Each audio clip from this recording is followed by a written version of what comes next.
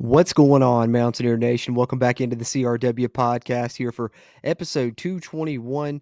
We've got transfers to talk about. We've got coaching staffs to talk about. We've got some recruits to talk about here on this episode as well. Jam-packed show here to talk about both WVU football and WVU basketball as the transfer portal is ongoing for both teams there as Rich Rod attempts to assemble his team in the Rich Rod 2.0 era. And of course, Coach Hodge doing the same on the basketball side, assembling his squad as well for his debut era here at WVU. Both WVU football and WVU basketball are going to have completely new rosters this season almost. Football is going to have more transfers than I think we've ever had in one season, and then basketball will have an entirely new roster. And it's been something to keep up with throughout this offseason. So what I wanted to do with this episode was just talk a little bit about each of the transfers that have committed to both of those programs thus far on the football side and on the basketball side. Jotted down some notes about each of those, and we'll kind of highlight the transfers that are coming into WVU so you can get to know those guys a little bit and a little bit about their game and what you can expect to see from those on each side there, both on WVU football and on the WVU basketball side of things. But of course, the NFL draft was this past weekend. Wyatt Milam was selected, but plenty of other former Mountaineers have destinations to talk about as well. At the top of the show, we'll go over the destinations for former Mountaineers, where they ended up there in the NFL. And then, of course, we'll get into those football transfer updates, talk about each of the guys that have committed thus far. And then we'll talk about some targets, some other guys West Virginia's after that you should maybe keep your eye on here moving forward in the future as West Virginia continues to bring in transfer commitments on that side of things. And then in the latter portion of the show, we'll switch gears, talk about the basketball transfers that have committed and already signed with WVU, talk a little bit about each of them. And then, of course, the coaching staff has been announced, or at least a good portion of it, since the last time we've had a chance to do an episode here. We know a lot of the assistants that are going to be there helping Coach Hodge on the basketball side of things. So jotted down some notes about those guys, and we'll talk about them as well. So like I said, a lot to get to here, but I'll try and not make this episode too lengthy for you guys. Really appreciate you guys tuning into this one as we're going to update some things on the WVU football side and WVU basketball side here on episode 221 of the CRW podcast. With no further ado, let's dive right in. Let's talk about the NFL destinations for some former WVU football players. All right, so figured we'd lead it off with this, just kind of as a little appetizer for the episode. And in case you didn't know already where a lot of these guys ended up, of course, we'll lead it off with kind of the main one. The one NFL draft selection West Virginia did have there was, of course, Wyatt Milam, as we expected. He goes in the first 3 rounds there, ending up as the 89th overall pick there in the 3rd round, heading to the Jacksonville Jaguars. And I expect him to have a very productive NFL career where he'll probably be a starter for quite some time. And I think he'll be a standout pro player just as he was at the college ranks. So he was the NFL draft selection. Then we had multiple undrafted free agent signings and then a couple of guys that got camp invites as well. So the guys that were signed as undrafted free agents, we had tight end Cole Taylor. He was signed to the Bengals. He'll get a chance to make the roster there. Long snapper Austin Brinkman, a really talented long snapper, will get a chance with the Houston Texans. Wide receiver Garrett Green. Yes, you heard that right. Of course, transitioning wide receiver to try and make it in the pros there. And he was signed as an undrafted free agent by the Tampa Bay Bucks. So interesting connection there is that's where Blaine Stewart went as well. So they'll see each other again there in Tampa Bay. Defensive lineman TJ Jackson was signed by the Seattle Seahawks, as was fellow defensive lineman Torma Mulba. He was signed by the New York Jets. And then you have cornerback Garnett Hollis signed by the Tennessee Titans. And then the camp invites that I talked about, you had offensive lineman Nick Malone, who had a really good year last year playing right tackle for the Mountaineers.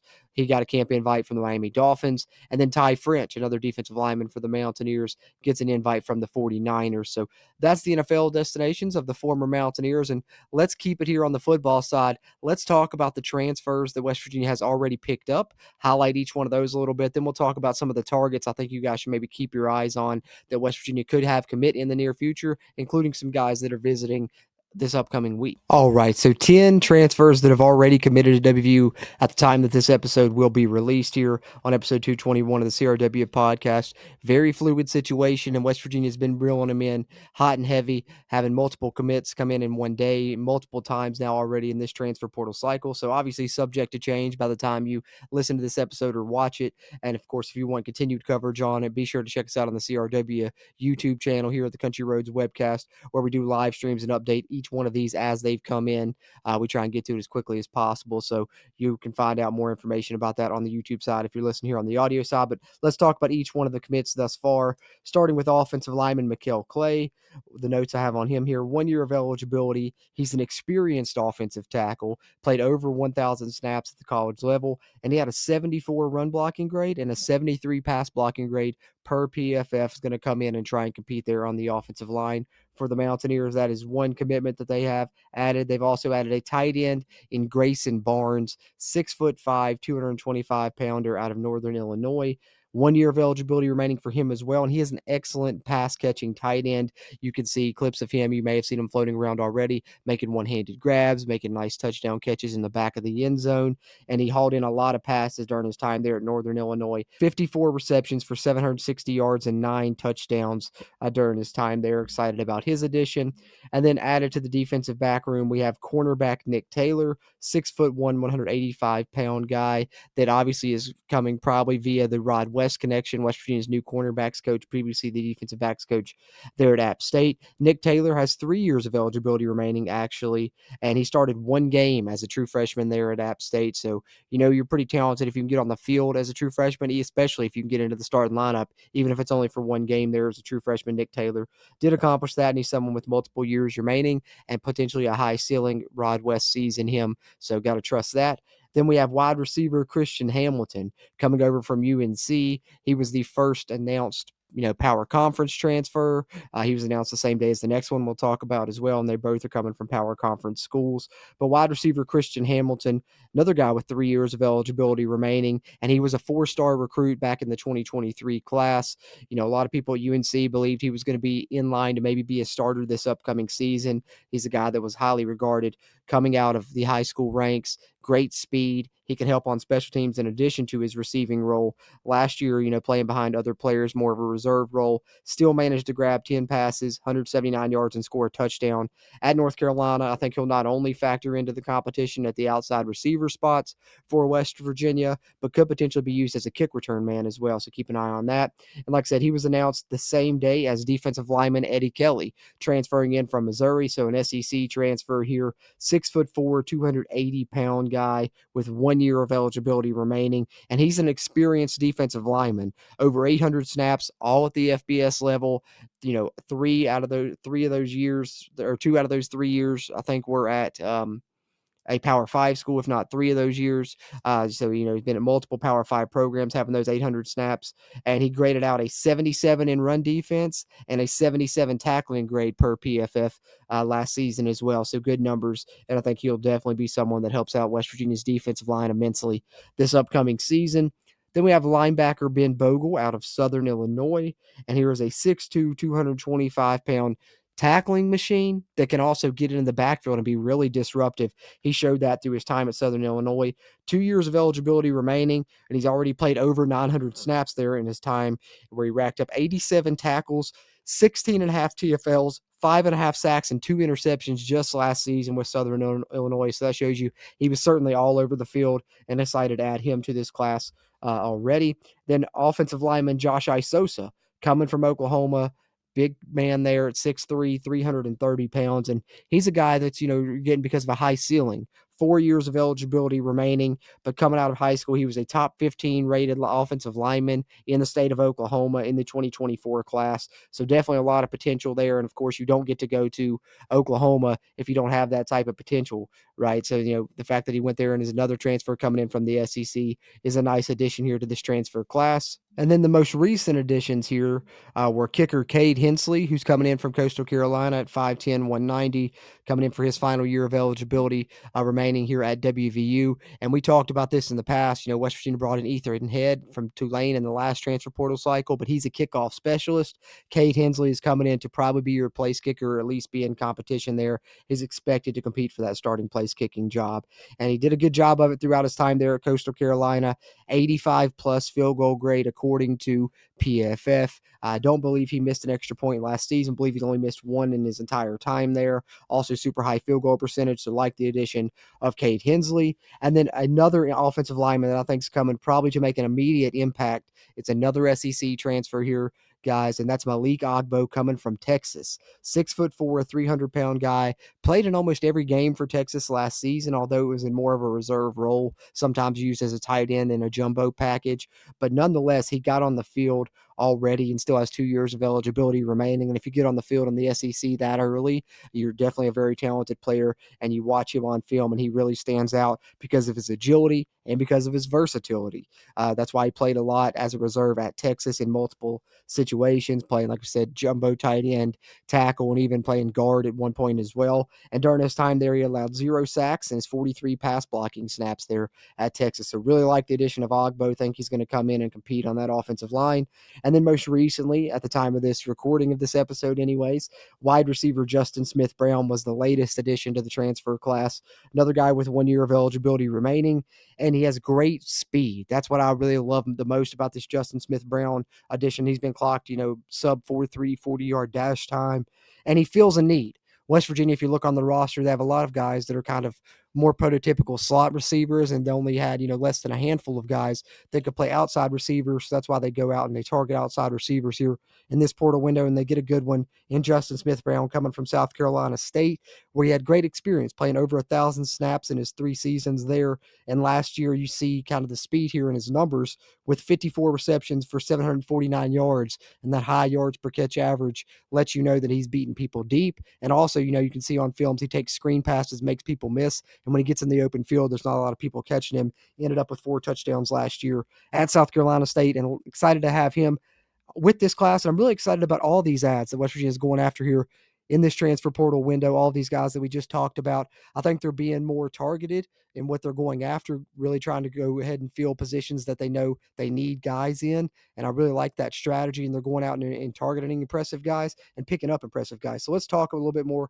about some of the targets, because I think that there are some talented guys there that I'd love to see join this list in the near future. All right, as we take a look here, this is the transfer target list. Like I said, not an extensive list, just the ones that I've been able to note that West Virginia has reached out to, offered scholarships to, brought in visits in some cases. Some have visits coming up. We'll talk about that momentarily. And here on the Country Roads Webcast, once they make a visit, I like to put them on commitment watch, because West Virginia's chances increase greatly once they get a prospect in here to Morgantown. So we'll highlight some of those guys that I think are on commitment watch, or we can put on in the future as long as they go through with their planned visits. But there's definitely more names that West Virginia has reached out to, offered scholarships to, I'm sure.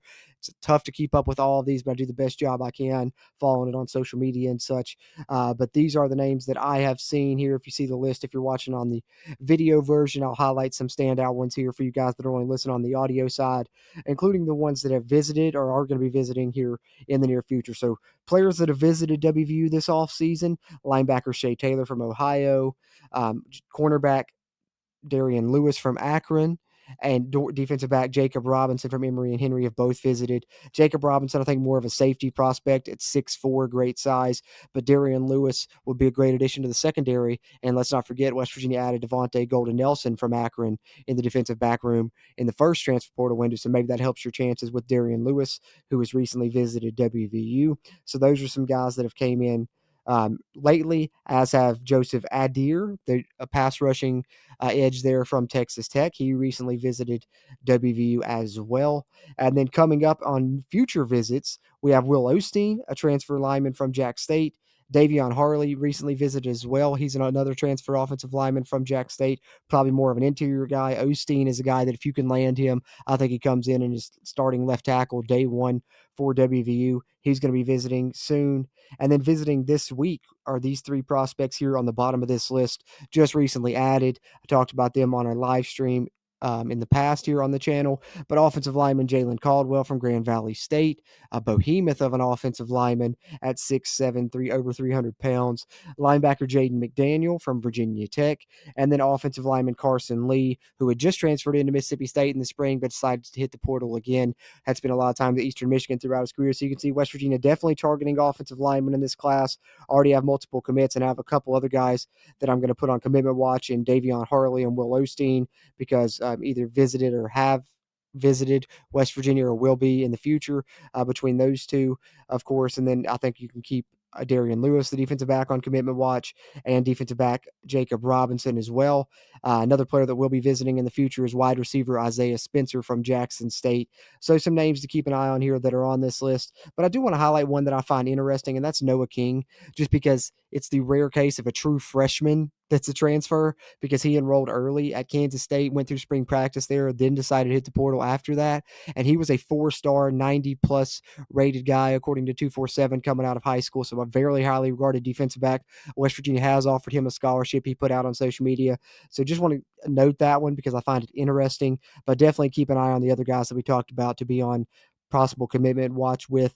Particularly, I'm keeping a close eye on those Jack State offensive linemen because of the connections. Obviously, we'll see what happens in the future as West Virginia continues to target players in the transfer portal. And like I said, if you want to keep up with this further and even more in depth, be sure to check out our live streams on the Country Roads Webcast YouTube channel, where we continue to cover the transfer portal happenings for both WVU football and WVU basketball. And speaking of WVU basketball, we'll talk about that momentarily. We'll get into some of their transfer news and coaching staff news on that side of things as well as we wrap up the football side here of the transfer portal update. And before we continue talking about the good moves that West Virginia is making, the great decisions they're making in the transfer portal, both in WVU football and in WVU basketball, I think if we're talking decision making, we got to talk about Magic Mind, guys, because for me, there's been no better decision that I've made. I've raved about it to you guys in the past, and I'm going to continue to do so because it's such a great product.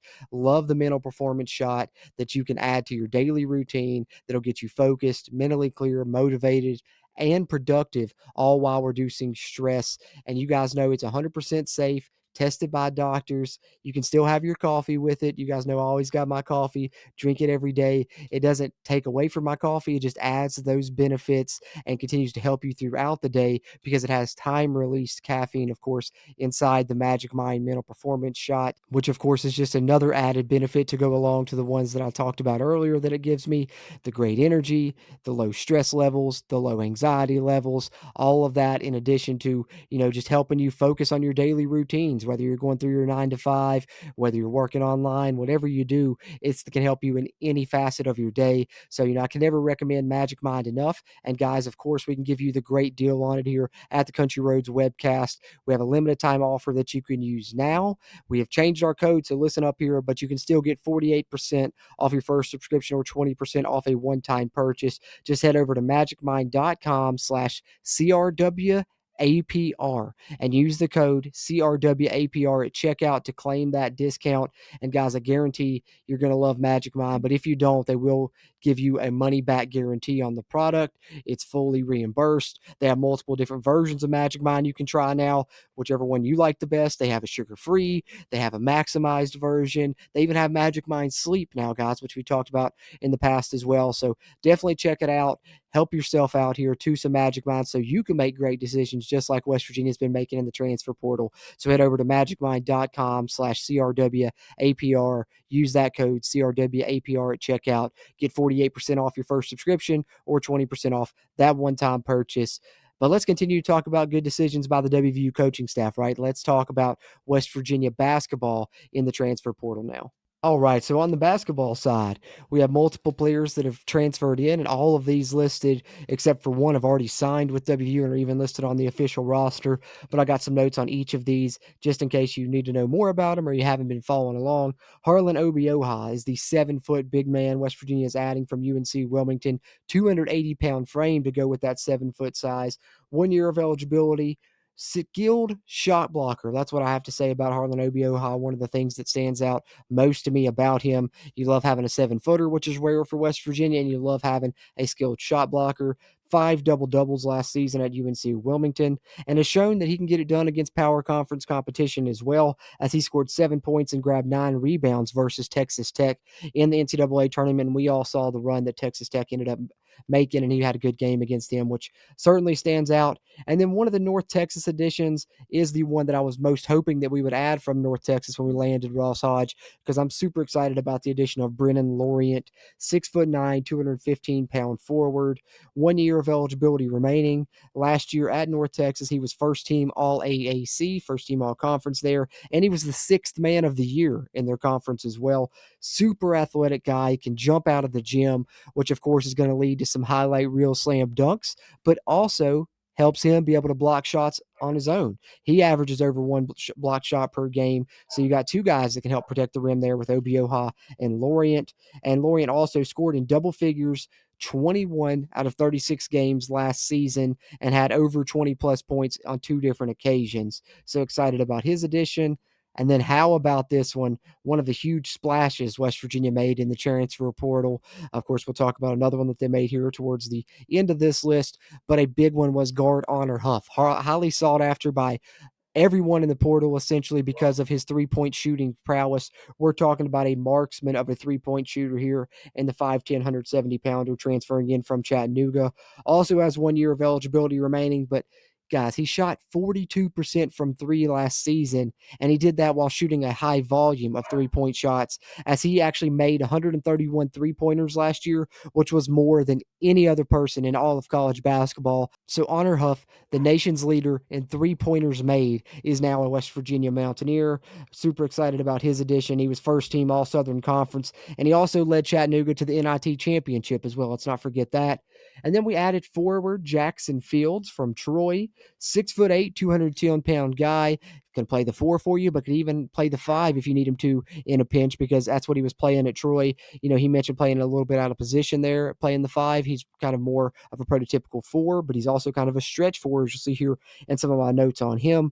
1 year of eligibility remaining for him also. He helped Troy win that Sun Belt Conference championship and reach the NCAA tournament. He's a good defender and a good rebounder. 7 points and 7 rebounds versus Kentucky in the NCAA tournament. So similar to what we talked about with Obioha, he has experience and has shown that he can get it done against power conference teams as well.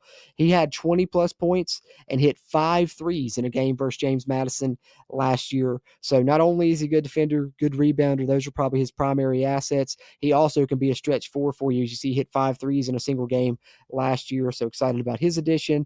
And then also coming over from North Texas following Coach Hodge, we have a point guard here on the roster in Jasper Floyd, 6'3", 195-pound guy that has 1 year of eligibility remaining due to the JUCO ruling that allows junior college years not to count, anymore because that Diego Pavia case last season in the courts after that. So the junior college year doesn't count. He gets 1 extra year, hits the portal for it, ends up at WVU, and he was the North Texas starting point guard all of last season. Did a great job taking care of the basketball, can get downhill, attack the basket, drive and kick. 2-to-1 assist to turnover ratio.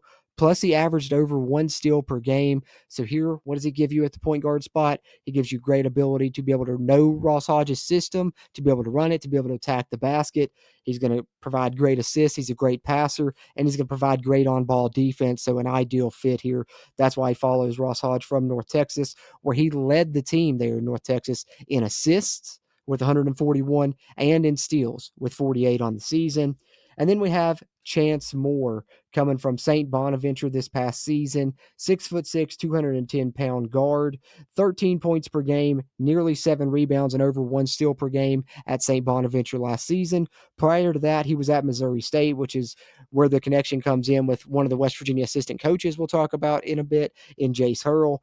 But when he was at Missouri State, funny enough, he actually played at WVU in 2023. So he's already played in the Coliseum, and boy, did he stand out on that night. When he played in the Coliseum, he scored 24 points and grabbed 8 rebounds. Something to note here with Chance Moore, he's the only one on this list that has not been officially signed and added to the roster yet.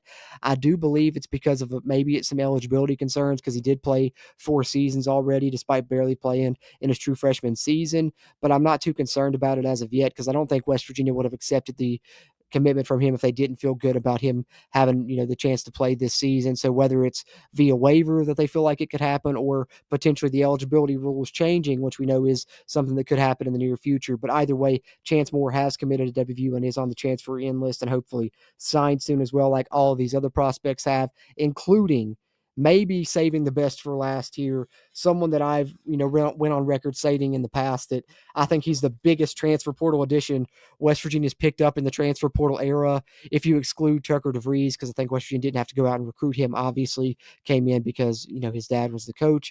But Trayson Eaglestaff was someone that every team in the country wanted. He had already committed to South Carolina, decides to decommit, get back in the portal. West Virginia fights off Kentucky, Kansas, BYU, Gonzaga, multiple programs to secure his commitment, and he has since signed with WVU.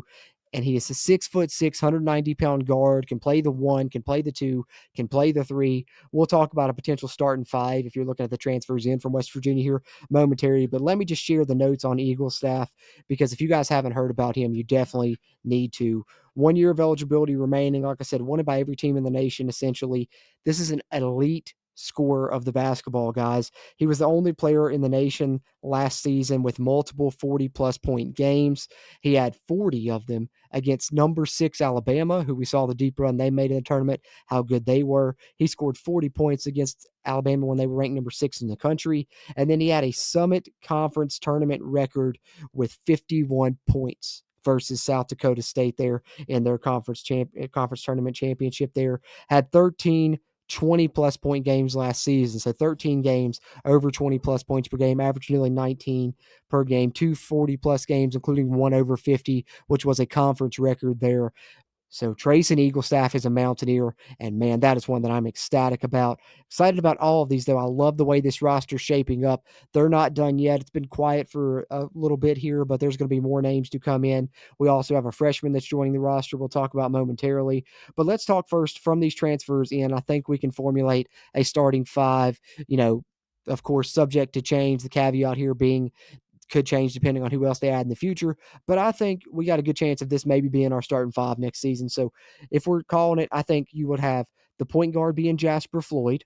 You would have Honor Huff as the shooting guard, which I know, looking at the size, you think that would be the other way around. But with Huff's prowess, you want to be able to run him off screens. You want him off the ball, being able to, spot up. And Jasper Floyd, very talented, as we talked about, attacking downhill, good in the pick and roll, and good in driving and kicking. So I think you would have Jasper Floyd as the point guard, Honor Huff as the 2 guard.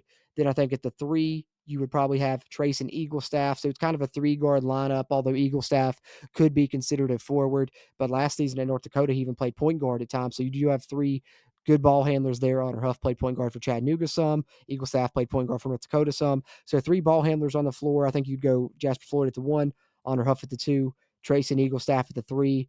2 awesome scores there with Huff and Eaglestaff. Floyd being a good defender and a good passer.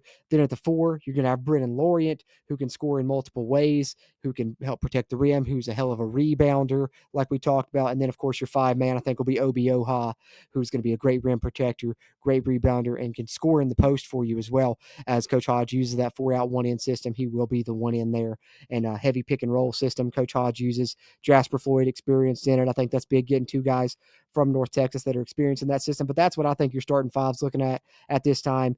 Jasper Floyd at the 1, Huff at the 2, Eaglestaff at the 3, Lauren at the 4, Obioha at the 5. And then you round that out with Jackson Fields playing back up in your front court. Chance Moore, who can back up the 3, can back up the 2, maybe even play some 4 if you need him to in a pinch because of his 6'6" frame. So you see West Virginia still needing to add some more guys to that mix. But they do have another freshman we can talk about that they've added or will be adding in here to the roster, and that is DJ Thomas. He's already signed and is listed on the official roster. Previous North Texas commit, flips to WVU. He's a 6'7", 210-pound forward, so could play the 3 for West Virginia there next season at times if they need him to, most likely. He's attended Allen High School in Texas, had a great career there. Last season, he averaged 11 points, 4 rebounds, and 2 assists, earned all-region honors, and helped his team to the Class 6A Division I semifinals. And we know they play some good basketball in Texas and a lot of good recruits there. But he was ranked by numerous scouting services as a top 25 recruit in the state of Texas and one of the top 75 forwards in the nation, playing on an Allen team that ranked as a top 25 team nationally as well. So they've already added DJ Thomas into the mix. That's one freshman that you can add here that'll join these transfers. So as you look at it there, that is 8 people on the roster. You can have up to 15 now. So there will be more portal additions coming in the near future, but there also may be another freshman joining the mix that we'd love to have. Let's talk a little bit about this here. And no, it's not who you think in Braden Hawthorne. We know West Virginia is still recruiting him, but I don't think they're going to land him. If you want my prediction on that, I think he's going to end up elsewhere. Duke is in on him now. We know he's visited Kentucky. He's visited Virginia Tech. Also, we'll see where he ends up, but I don't think West Virginia is going to end up with Braden Hawthorne. However, West Virginia is very much in the mix for a 4-star that was a previous Xavier commit and decommitted in Jaden Forsyth. Sam Kaiser of 247 High School Hoops sharing this on social media, that he's have official visit coming up to West Virginia next week, actually. He's visiting Tulane this week, and he's visiting West Virginia on May 3rd and 4th. One of the best shooters in the 2025 class. lengthy frame, and it'd be awesome for West Virginia to be able to pull this off 2 years in a row, because last year Jonathan Powell was an Xavier commit, decommitted, ended up at West Virginia late in the process. If they could do it again with Jaden Forsyth with a different coaching staff, that'd be kind of ironic. But Jaden Forsyth, a top 100 recruit there in this 2025 class and a 4-star guy, would love to add him into the mix to go along with DJ Thomas, the other freshman West Virginia has already added. So that's what I had there as far as a little bit of the roster talk, the transfers West Virginia's brought in. Wanted to highlight each of those, and of course, the one freshman that's involved in the roster, and maybe another one we can look for in the future as they're continuing to try and add pieces to this first roster for Coach Hodge, which of course will be completely overhauled. No one returning from last season's WVU team. Complete new roster and a complete new coaching staff for the most part as well. And we've had multiple guys announced on that coaching staff, so we'll highlight each of those here as well. And I got some notes on those coaching staff members that have been added to Ross Hodge's initial staff here at WVU as well. So let's go ahead and pull that up, as multiple of those members have been announced by WVU, and we'll highlight each one of those. Let's start here with Jace Hurl. And Jace Hurl has 15 years of coaching experience. He's been announced as an assistant coach. And in those 15 years of coaching experience, he was even an interim head coach at one point back in 2018 at Colorado State. He's been in North Texas for the past 2 seasons, and he's kind of the defensive specialist for Coach Hodge, from what I understand. Similar to how Coach Hodge was the defensive specialist for Grant McCaslin when he was the coach at North Texas, Jace Hurl kind of serves that role for Ross Hodge, and he has been an excellent assistant coach throughout his career. So excited to have him on board and officially announced here. As if you're watching on the video version, you see this is the official roster over on WVUsports.com that shows the coaches that have been announced. And the next one we're highlighting here is Phil Forte, which you guys know was the one assistant coach I was really hoping came over from North Texas. I was excited about him. I'd heard great things about him being a recruiter, and I think he's already proved that prowess a little bit here at WVU. Highlight that momentarily. But of course, you may remember him from his time in the Big 12 as a player at Oklahoma State when he battled those pressed Virginia teams, and he was always a thorn in our side. One of the top 5 or top 6 scorers in Oklahoma State's history when he finished his career there, and he led them in 3-pointers, over 330 3-pointers in his career there. So he was great as a player, and he's been really great as a coach. 8 years of coaching experience already under his belt, been at North Texas the past 2 seasons, and he's already helped 10 different players earn 13 all-conference honors in his 8 years of coaching. That includes Atten Wright and Jason Edwards the past 2 seasons at North Texas, where they were both first-team all-conference players under his tutelage. And the one note I have here is that he is an excellent recruiter. He's shown that in the past, and here at WVU, he's already shown that, because it was rumored that he was the lead recruiter on Honor Huff, who we just talked about, one of the best shooters in the nation, and on Trace and Eagle staff, one of the best scorers in the nation. So Phil Forte, a great addition to the staff here already. And then rounding out the assistant coach additions, we have Mike Randall coming over to West Virginia as well from North Texas. He has 11 years of coaching experience under his belt. He was at North Texas the past 2 seasons. He's developed all conference players as well, kind of similar to what we're talking about there with Phil Forte. And I think here with Coach Randall, you get kind of an offensive specialist that's done a good job drawing up plays for Coach Hodge in the past, and they were really good out of timeouts, and he was a big part of that. So I think you got 3 big things here from the guys that came over from North Texas. With Hurl, I think you got the defense. With Forte, I think you got the recruiting and, of course, some offensive prowess. And Randall, you get great play caller, great offensive prowess with him as well. And then we have 2 support staff coach members to talk about as well, additions to Ross Hodge's staff as it's shaping up. First, we have our director of video, scouting, and analytics, and that will be Sean McClurg, who spent the past 2 seasons at North Texas doing that exact same job. He's very experienced in analytics and advanced scouting. Coach Hodge stated that he will have a direct impact in our game preparation and recruiting. So very experienced in analytics and advanced scouting will certainly help West Virginia in those areas. And then recently you had the strength and conditioning coach, Jason Martinez, announced as the assistant director of strength and conditioning for men's basketball. He was also at North Texas the past 2 seasons in the same capacity, and has had the similar role at Iona, Eastern Carolina, and Wake Forest in the past there. So he'll be helping those guys get bigger, stronger, faster for the upcoming season. Some of those guys that we highlighted, now you know some of the faces that you'll see on the roster for basketball, and you know some of the names that'll be on the coaching staff as well for Coach Hodge in year 1. And there it is, guys. Like I said, a lot of info in there. Hope I didn't ramble on too long and lose you along the way, because I think that we had some good transfer updates for both the football side, including some targets to watch out for. Got to know some pieces that'll be on the WVU basketball roster and some of the coaching staff there as well. So super excited about all of those names that we just discussed there, and hope that you learned a little bit about each of those guys here. But appreciate you guys tuning in to episode 221 here of the CRW podcast. Whether you listen on the audio side, you can find us on Spotify, Apple Podcasts, Amazon Music, iHeartRadio, you name it. And if you listen there, leave us a rating and review there on the show. That really helps us a ton there with the algorithms on the audio side. But of course, if you want to see, some of the times that we share the screen, and you can see some of the names on screen that we're talking about and things like that, you can always come over to the CRW YouTube channel, which helps you as well, because you can catch the live streams where we cover these transfer portal updates pretty consistently in addition to these podcast episodes. But we appreciate you guys that watch the video version here on YouTube as well. And if you are doing that, be sure to hit the thumbs up button, help us out with that crazy YouTube algorithm,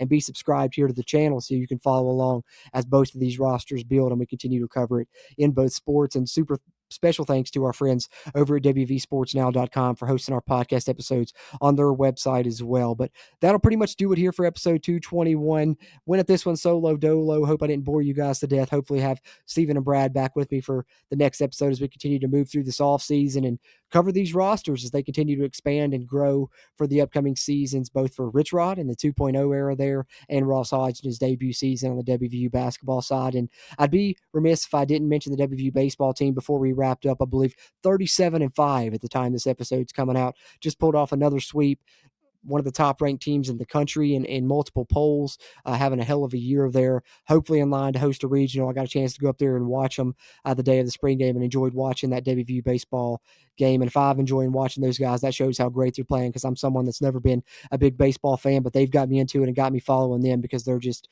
so fun to watch and such a special year that they're having. So be sure check out the WVU baseball team and shout out to them. Love what they're doing there on that side of things as well. Just like we love what Coach Hodge is doing, like we love what Rich Rod is doing. And if you want to make good decisions like them, be sure to check out Magic Mind. Like I said, guys, use our discount code. You're going to love it. I've been utilizing it for a while now and can't rave about it enough. So head over to magicmind.com/CRWAPR. Use that code CRWAPR at the checkout to get 48% off a subscription or 20% off a one-time purchase. And we really appreciate you guys for checking them out. And as they're always a friend of the show here on the Country Roads Webcast. But having said that, we'll wrap this one up, guys. Appreciate you guys tuning in any way that you chose to do so. Throw your thoughts in the comments on either the football roster thus far, the basketball roster, anything you got there. Appreciate those interactions as well here on the YouTube side. And I can never thank you guys enough, man. You guys help keep it all going here on the CRW podcast, and we'll try and continue to bring you guys coverage here on the audio side. We don't want to neglect you guys. We just, can be more quick with the YouTube content, I guess, with the live streams and such. But I'm going to try and do a better job of maybe uploading some of them for you guys that listen here on the audio side as well, so you can get the same amount of content. But hey, that's just another reason to encourage you to come over and subscribe to the YouTube channel, right? But all right, guys, I'm done. I'll get out of here. Episode 221 in the books, some good football and basketball news, and there's going to be more good news coming up on the horizon, and can't wait to talk about that in the future as well. As always, I'm Jordan Cruz, and until next time, let's go Mountaineers.